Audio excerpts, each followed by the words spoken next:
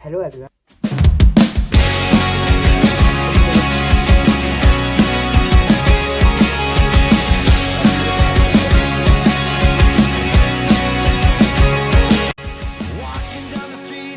Hello everyone, welcome or welcome back to this channel. In this video, I will share my last 140 days NEET strategy with you guys. So let's start the video. तो आप सभी को पता है कि NEET 2023 जो है वो 7 मई को होने वाला है और आज से हमारे पास देखें तो हमारे पास केवल 130 दिन बचे हैं। 130 दिन में हमको किस तरीके से अपनी नीट की तैयारी करनी है वो देखते हैं। सबसे पहले आपको एक शेड्यूल फॉलो करना है। आपको अपना स्लीपिंग शेड्यूल बना लेना है कि आप कितने बजे सोओगे, कितने बजे उठोगे, कितने बजे पढ़ोगे। आपको केवल एक ही शेड्यूल बनाना है और उसी को फॉलो करना है। आपको अपने शेड्यूल को बार बार चेंज नहीं करना। अब हम बात करते हैं प्रिपरेटरी टाइम की। तो हमको पता है 4 महीने बचे हमारे पास, जनवरी, फरवरी, मार्च और अप्रैल। तो आपको जनवरी में 12th पे ज़्यादा फोकस करना है। आपको पूरा जनवरी 12th का पूरा सिलेबस कंप्लीट कर लेना है और फिर फरवरी में हम करेंगे अपना 11th का सिलेबस कंप्लीट। उसके बाद मार्च में जो भी सिलेबस बच गया है उसको कंप्लीट करेंगे। तो जनवरी में हमको मैक्सिमम 12th का पूरा सिलेबस कंप्लीट कर लेना है, फरवरी में हमको 11th का कर लेना है और जो भी बचा हुआ पार्ट है उसको मार्च में कंप्लीट करेंगे। अप्रैल में हमको बहुत सारे मॉक टेस्ट देने हैं। अप्रैल के लिए कोई भी सिलेबस नहीं छोड़ना। अप्रैल में हम बहुत सारे रिविजन्स और मॉक टेस्ट करेंगे। तो ये हमारा शेड्यूल रहने वाला है। तो चलिए मैंने देखते हैं किस तरीके से प्लानर बनाया है। आपको मैं बताता हूँ, सिंपल टू सिंपल आप भी उसी तरीके से बना लेना। हमारे पास आज से केवल 120 से 130 दिन रह गए हैं, यानी कि हमारे पास सिर्फ 4 महीने। तो हमें जो कुछ भी करना है इन 4 महीनों के अंदर ही करना है। मैंने एक डायरी ले ली है और उसमें मैंने अपना पूरा प्लान बनाया हुआ है लास्ट 120 डेज़ के लिए। तो आप लोग भी अपनी जल्दी से कोई भी कॉपी या फिर नोटबुक ले आइए और जैसे जैसे मैं बता रहा हूँ वैसे वैसे आप पूरा नोट करना है आपको एकदम। तो सबसे पहले हमारे पास जितने भी डेट बचे हुए हैं वो सारे आपको लिख रहे हैं, जिसके भी हमारे पास लास्ट 120 या 130 दिन बचे हैं। तो जितने भी डेट हमारे बचे हैं उन सबको मैंने एक साथ एक पेज पे लिख लिया है। और जैसे जैसे दिन बीते जाएँ तो हमको यहाँ पे क्रॉस लगाते रहना है ताकि हमको पता चल सके कि हमारे कितने दिन वेस्ट हो चुके हैं और कितने दिन हमारे पास बचे हैं। तो आपको इसमें सारी डेट लिख लेनी है। मैंने देखो पूरी डेट लिख रखी है। साथ में इसमें आपको इंपॉर्टेंट पॉइंट्स भी मेंशन करने हैं। जो भी इंपॉर्टेंट डेट है आपको उसको मेंशन करना है। जैसे मैंने इधर संडे सारे मेंशन करे हुए हैं, बॉक्स बनाया हुआ है, हर संडे को मेंशन किया है। साथ में मेरे 2 मार्च से बोर्ड एग्जाम है तो मैंने उनकी डेट को भी यहाँ पे मेंशन करा है। तो आप लोगों को भी इस तरीके से सारे इंपॉर्टेंट डेट्स आपको मेंशन कर लेने हैं और सारे आपको डेट लिख लेने हैं। ये काम कंप्लीट करने के बाद अब हम बनाएंगे सिलेबस ट्रैकर। तो मैंने क्या किया है, सबसे पहले क्लास 12 का सिलेबस बनाया है। जब पूरा क्लास 12 का कंप्लीट हो जाएगा उसके बाद फिर मैं क्लास 11 का बनाऊंगा, लेकिन अगर आप लोग चाहें तो आप दोनों को साथ में बना सकते हैं। तो मैंने क्लास 12 का सिलेबस सारा लिख लिया है। एक तरफ फिजिक्स का पूरा सिलेबस लिख दिया है, इधर केमिस्ट्री का और सेम ऐसे बायो का, तीनों सिलेबस मैंने इधर लिख दिया है। तो क्लास 12 में जितने भी चैप्टर हैं सारे मैंने इधर लिख दिए और नीचे मैंने उसकी यूनिट लिख दी है। तो मैंने हर एक चैप्टर को सफिशिएंट टाइम दिया है, जिसके आप देखोगे तो इलेक्ट्रोस्टैटिक्स को 2 दिन दिए हैं, वेव ऑप्टिक्स को 2 दिन दिए हैं, रे ऑप्टिक्स को 5 दिन दिए हैं, एटम को 2 दिन दिए हैं, मॉडर्न फिजिक्स को टोटल 6 दिन दिए हैं, मैग्नेटिज्म को 2 दिन दिए हैं। तो ऑलमोस्ट मैंने सफिशिएंट टाइम दिया है अपने सारे चैप्टर्स को कंप्लीट करने के लिए। सेम इसी तरीके से केमिस्ट्री में सॉल्यूशन को मैंने 2 दिन दिए हैं। हेलो एल्केन और हेलो एरेंज को मैंने 2 दिन दिए हैं। एल्कोहल फिनोल ईथर को 3 दिन दिए हैं। पॉलीमर को मैंने 2 दिन दिए हैं। सेम ऐसे बायो में भी एवोल्यूशन को 1 दिन दिया है, रिप्रोडक्शन इन ऑर्गेनिज्म को 1 दिन दिया है, बायोडाइवर्सिटी को 2 दिन दिए हैं। तो इसमें मैंने सफिशिएंट टाइम दिया है कोई भी चैप्टर को कंप्लीट करने के लिए। अब जैसे जैसे हमारा जो भी सिलेबस कंप्लीट होता जाएगा हम यहाँ पे टिक करते जाएंगे। और केवल सिलेबस कंप्लीट करने से कुछ नहीं होगा, हम इसके मल्टीपल रिवीजन भी करने होंगे। तो जितनी बार हम उस टॉपिक को रिवाइज करते जाएंगे हम यहाँ पे टिक लगाते जाएंगे।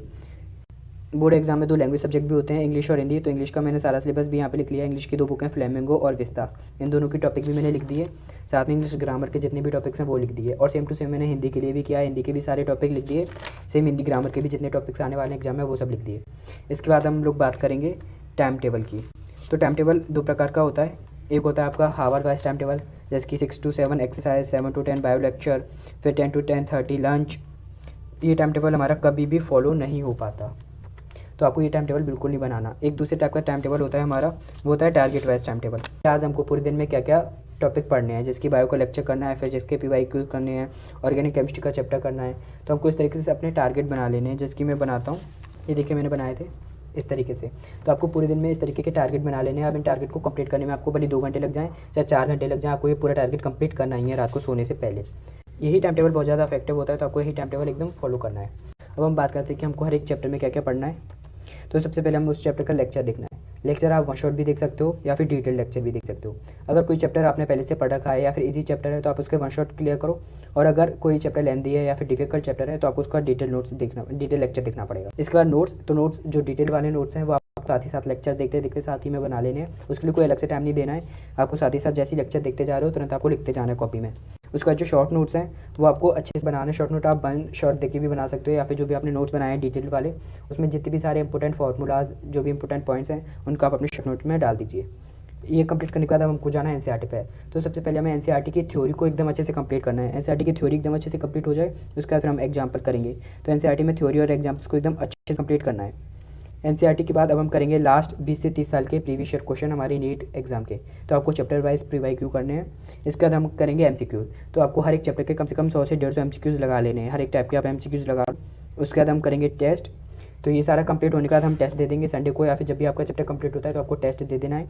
और लास्ट में आते हैं मल्टीपल रिवीजन। तो जितनी बार भी इसको रिवीजन करो उतना ही ज़्यादा अच्छा है। तो आपको मल्टीपल इसकी रिवीजन करते रहना है। हर कुछ दिनों में इस चैप्टर को रिवाइज करते रहना है ताकि भूले ना। और यही स्ट्रैटेजी आपको सारे चैप्टर्स में फॉलो करनी है, केवल एक चैप्टर में नहीं, ये सारे चैप्टर्स में जितने भी चैप्टर्स आप पढ़ोगे सब में आपको यही स्ट्रैटेजी फॉलो करनी है। क्या क्या? पहले आपको लेक्चर देखना है, लेक्चर वन शॉट या फिर डिटेल। उसके बाद फिर नोट्स बनाने हैं और उसके बाद शॉर्ट नोट्स। फिर हमको एनसीईआरटी पे जाना है। एनसीईआरटी के बाद हमको पीवाईक्यूज़ करने हैं, उसके बाद एमसीक्यू करने हैं और लास्ट में टेस्ट देना है। और सबसे लास्ट में सबको रिवाइज करते रहना है। मैंने बहुत ज़्यादा टाइट शेड्यूल नहीं बनाया क्योंकि जो टाइट शेड्यूल है वो कभी भी फॉलो नहीं होता। तो मैंने सिंपल शेड्यूल बनाया है बिल्कुल। आपको क्या करना है, हर एक वीक का टारगेट बनाना है। जिसकी मैंने यहाँ पे कॉलम बना रखा है। आपको जिसकी वीक है 1 जनवरी से 8 जनवरी, आपको इस वीक में क्या क्या करना है, हर कौन से दिन क्या क्या करना है उसको आपको टारगेट बनाना है। जैसे कि आप इस दिन आपको ये वाला टॉपिक पढ़ना है, इस दिन ये वाला टॉपिक पढ़ना है। आपको पूरा लंबा नहीं बनाना कि आप 2-3 महीने का एक साथ बना लो, ऐसा नहीं करना। आपको हर एक वीक का बनाना है। आप संडे को बैठ के अपना पूरा प्लानर रेडी कर सकते हो कि आपको अगले आने वाली वीक में क्या क्या पढ़ना है। तो मैंने इस तरीके से एक कॉलम बना रखा है, तो मैं इसको अभी फिल करूँगा कि इस वीक में मुझे क्या क्या करना है। तो आपको हर वीक में इसी तरीके से बनाना है और जो भी टॉपिक रह जाए उसको आपको अगले वीक में जोड़ देना है। जो भी टॉपिक आपका इसमें से रह जाए जो आपका कंप्लीट नहीं हो तो उसको आप अगले वीक में जोड़ देंगे।